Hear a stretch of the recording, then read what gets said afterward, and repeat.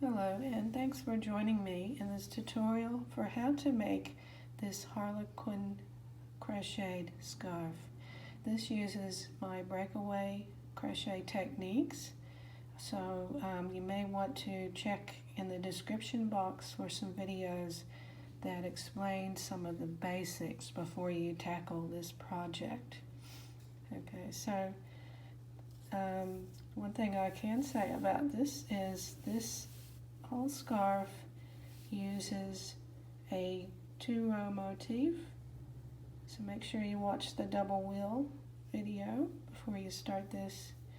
And even though this all looks like there were a lot of joins, well, there weren't. This is all done continuously without any cutting or sewing of ends, and because of the yarn I used, which is this Noro Silk Garden Lite, I didn't have to worry about having lots of different balls of yarn. It was all one ball of yarn, or two. Actually, I used 2 balls of yarn for this whole project, but because the yarn itself changes color, I didn't really have to worry about anything. I just crocheted along, and this random arrangement of colors happened automatically, which I think looks pretty good. Also for this, I used a hook size that was slightly bigger than what was recommended. So with this Noro Silk Garden Lite, I used a 5mm hook, which allows for, it's just a little bit looser and allows for a nice drape. Things aren't too stiff. Okay, so let's get started, and we will begin at this point here. This is the first motif we will make. We will start by making the center round there, which consists of 12 double crochets, and then we will do these 2 sides of this sort of diamond shaped motif here. Okay, and I'll tell you more about the stitches involved as I come to them. Okay, so starting with that motif there, and I'm using just a plain yarn just for demonstration. Hopefully that's a bit easier for you to see. Okay, so we're going to start with 3 yarn overs, and now we're going to make our floating ring. So do another yarn over, pinch, yarn over, pinch, draw through the 2 pinched loops, and now we're going to make the first double crochet of the round. So to do that, just go through 2, yarn around and go through 2. And that's made the first double crochet. We're going to leave all this extra business aside, so don't worry about that. That's going to hang out there until we're ready for the second row. Okay, so let's continue on with the first round. Got 1 double crochet, I need 11 more. And again, we work those into the floating ring.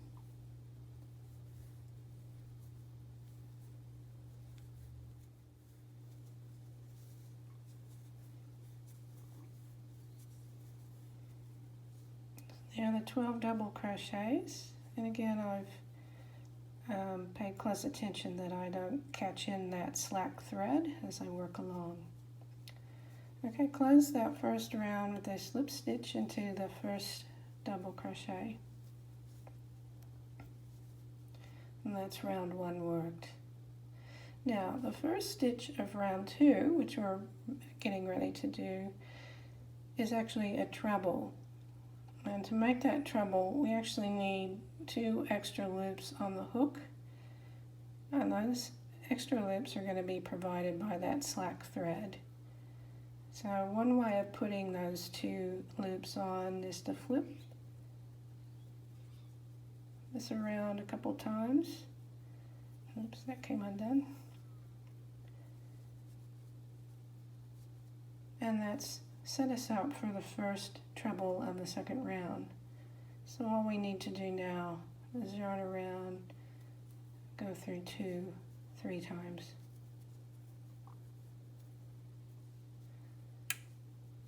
Okay, so that's our starting stitch. Now we need to make 2 more double crochets in the same stitch.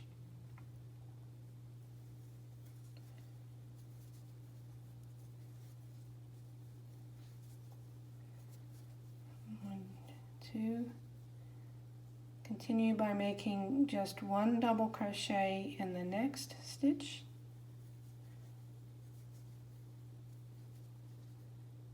And now in the next stitch we're going to do 2 double crochets and a treble.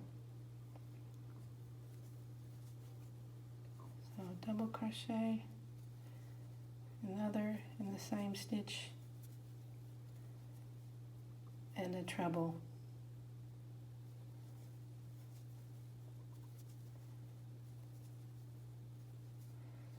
And that has made the first side of the diamond shaped motif. Just to review, there was a treble and 2 double crochets in the first stitch, a double crochet in the next stitch, 2 double crochets and a treble in the third. So that's what I'm calling one side, a side of the motif. And that's what we will repeat. So each time we make a side, that's what we're going to do.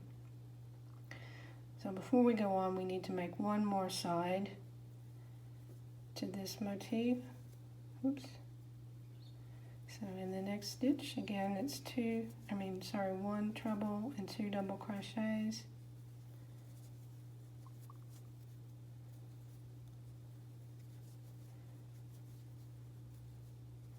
Double crochet in the next stitch, 2 double crochets in the next stitch, and a treble.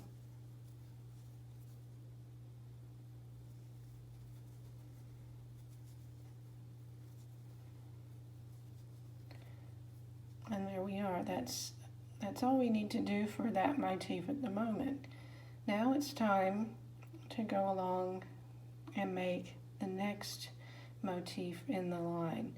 And to do that, you really just repeat what we've just done here. Alright, so I'll quickly go through those steps as a review. 3 yarn overs. Make our floating ring with the yarn over pinch, and draw through 2. There's the center ring made. Make the first double crochet of the round by going through 2 loops twice. Okay. You can work 1 more double crochet in the floating ring, and then you can release that slack if you want to, and I highly advise that. Okay, and then you work 10 more double crochets in the center ring. The 12 crochets have been worked, so slip stitch into the first stitch and begin the second round by re-establishing the 2 extra loops on the hook. Yarn around through 2 3 times. 1, 2, 3, and carry on with making a side. So in that same stitch, 2 double crochets,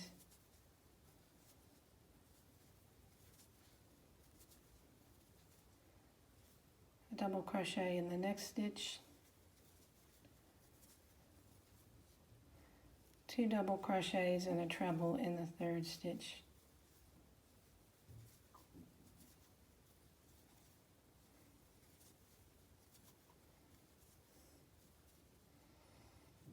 Right.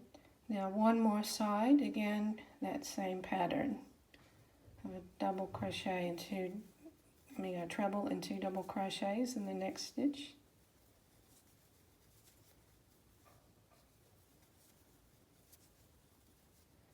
A double crochet in the next stitch. 2 double crochets and a treble in the next stitch.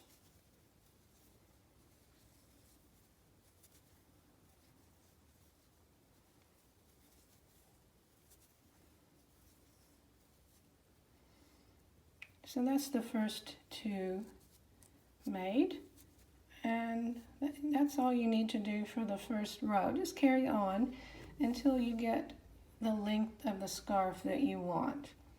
In my case, I did 20 of these, and of course you do what you like, and of course it depends on how much yarn you have. And since I've only decided to make this sample 4 motifs long, I've come to the end of my row of motifs. So now it's time to do a return row where we work the other sides of each motif. And to do that, that's really all you do. You work 2 more sides and then jump to the next.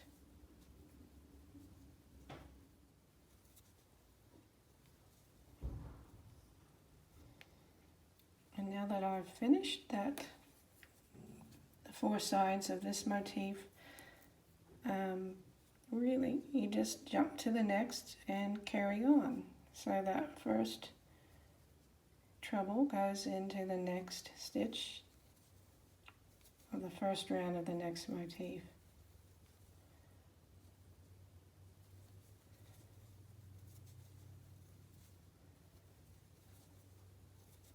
And you notice that it makes kind of an open diamond there, and that's on purpose.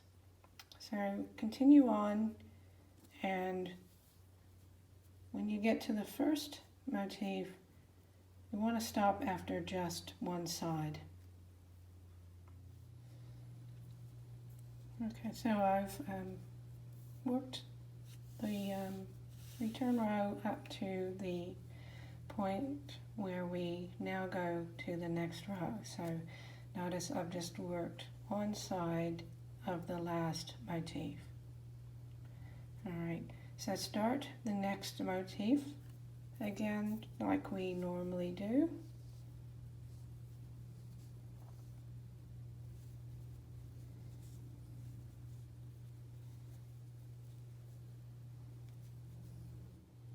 So that's the first round done, and I'm just going to do the treble. And now here's where things change a little bit. I need to join this motif, or the side I'm about to work here, to the side along here. Alright, and to do that there's a special operation to do. It might be a little bit tricky to learn in the beginning, but really it's not all that complicated, just a matter of getting used to. Alright, so what we want to do is skip the first treble of the motif below and look for the next double crochet and the chain that looks like it's just above that double crochet, and we're going to pivot the hook around and go through just the back loop of that stitch. And just pick it up, and by doing that, that's going to hook us in, hook one motif to the other. So now that I've picked that up, it's time to do the next double crochet in the same stitch as the treble, just like normal, except for on the last pull through, we're going to go through all 3 loops on the hook. So there we go, we're all joined in. Alright, let's do that again. We have to join the next stitch. Alright, so we're just butting stitches up. So go into the next back loop, pick that up, and work the next double crochet in the same stitch as before. but catching in the picked up loop on the last pull through. Let's do that again. We're ready for the double crochet that's on its own. So again, you pivot around and pick up the back loop and work the double crochet in the next stitch.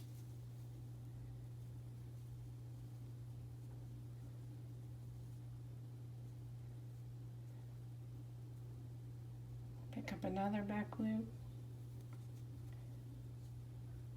And we're going to work that group in the last stitch, the one double crochet. Pick up the next back loop. Work another double crochet in the same stitch. And we know we're on track because that last treble goes in that last stitch there. Pick up the back loop and work the treble in the same stitch. Again, catching in the picked up stitch on the last pull through. So there we've joined those two together.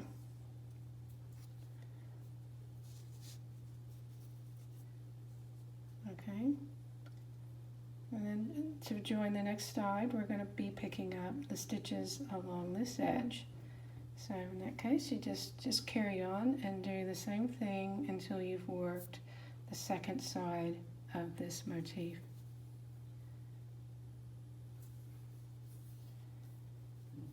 Again, it's going to be maybe a little bit awkward, and a lot depends on how you hold your hook. If it's just really too awkward, you know, you might have other ways of joining as you go, and that's okay, but it just might change the look of the join. So that's the only thing to consider. I kind of like how this looks because it ends up having a sort of a raised appearance, which kind of adds to the texture of the piece.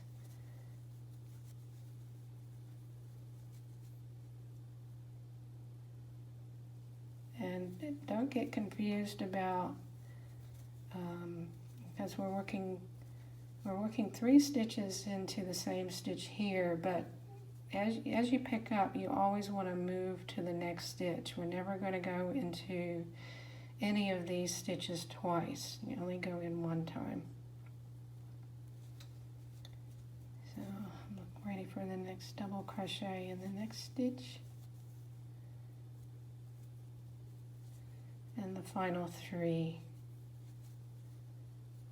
in the last stitch here.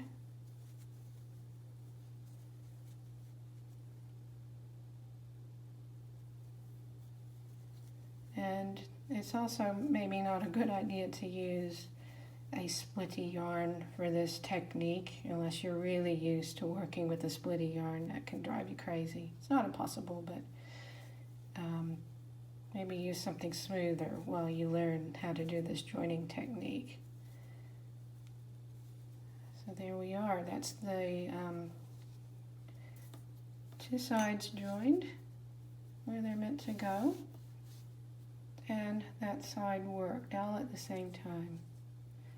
Alright, so that's pretty much how you would carry on for the second row. Continue starting the center ring as normal, and then just remember that because that first treble has already been worked and joined, because the yarn is joining it already, the first stitch you pick up is always going to be above that first double crochet. So you have to, really recognize where that first double crochet is, and along you go. The next motif is going to slot in here, and then continue on. You do 4 more, and just remember that that last motif is going to kind of hang over the edge. You're only going to work that one side and leave this side hanging out. So just to show you what the last motif of that row looks like, the first side was joined, the second one was not. And just keep in mind that you're going to have the same number of motifs each row. So since I'm doing only 4, I've got 4 here, and 1, 2, 3, 4 here. All right, so the next thing to do is exactly like you did on the first row, where you're just finishing off each motif, you know, doing 2 more sides on each motif, except for when you get to the very beginning, you're only going to do 1 side, and then you stop. So here I am back at the beginning of the first motif. I've just worked that 1 side again on the one at the end of the row, and the choice now becomes whether to make another row of motifs, where I would just repeat the process along here and work another 4. But for this swatch, I'm going to show you how you finish off at the end, because after all, these 2 sides here are not finished, and that's the very last thing we do, as is typical with the breakaway projects. You always have 1 long side left over, which just ties in all our loose ends. So really, you probably already know what to do. Just finish off another side on the current motif.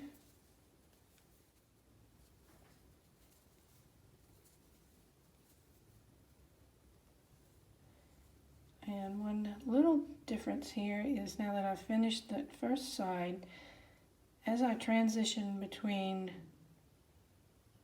this motif and the next, I'm asking you to join with a slip stitch in between, oops, the 2 motifs. So just find a couple strands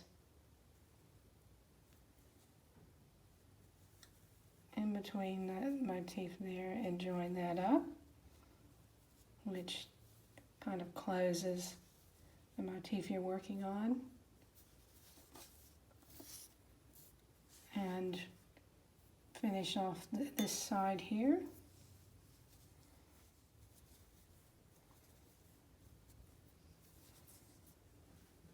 And finally, slip stitch into the very first stitch at the beginning here,